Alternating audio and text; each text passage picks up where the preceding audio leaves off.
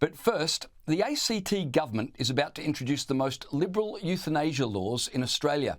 Unlike in other Australian jurisdictions, there'll be no life expectancy requirements. So in the ACT, if you're terminally ill, you'll be eligible for assisted suicide whether you have 12 months or 12 years to live. Not only that, but nurses, social workers and counsellors will, for the first time in Australia, be allowed to initiate a conversation about euthanasia. Can you imagine?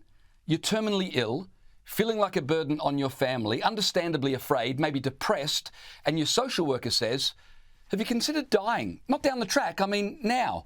We can arrange that for you." How dare the state allow its officers to put suicide in the minds of vulnerable people?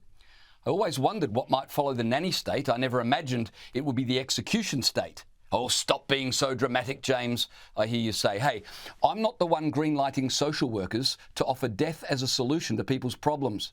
Next, the ACT Labor Greens government will bring in death duties just to, complete the circle.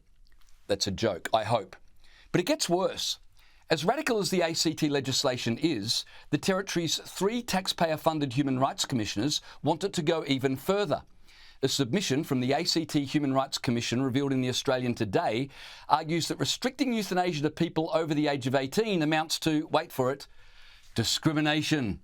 The Territory's Human Rights Commissioner, Children and Young People Commissioner, and Discrimination, Disability, Health and Community Services Commissioner have all argued...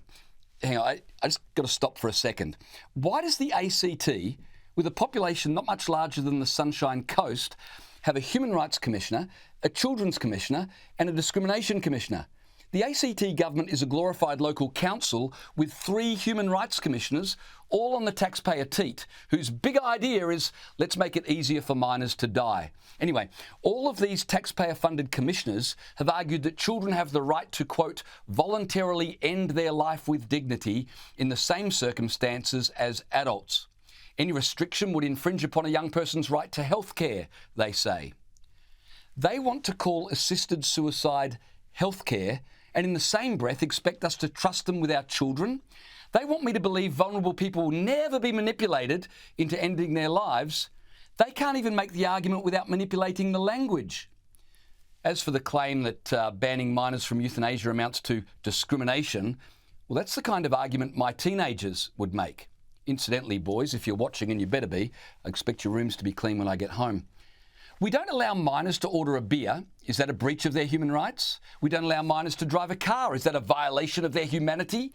We don't allow minors to marry. Is that discrimination? We don't allow 14-year-olds to consent to sex. But the ACT Human Rights Commissioners, 3 of them, want to allow 14-year-olds to consent to their own deaths. We don't allow children to exercise many rights that are available to adults, and the reason is children are not adults. Now, no one's got any wish to see teenagers in pain, but generally, teenagers don't have the maturity to make wise decisions about most things, least of all, something as final as assisted suicide. Does this really need to be explained? I mean, you'd have to be an ACT Human Rights Commissioner not to understand something so obvious. ACT Chief Minister Andrew Barr has said the government will wait 3 years before looking at whether minors should be eligible for assisted suicide. In other words, let's get this legislation passed first, and then once the noise has all subsided, we'll casually announce that we're going to allow teens to be euthanised. In 3 years' time, they'll call it a reform, rather than what it really is, a radically, highly irresponsible, crazy-ass decision that you'd expect in Justin Trudeau's Canada, rather than in Australia. Oh, there's no slippery slope, they promise, always gently nudging us closer and closer to the edge.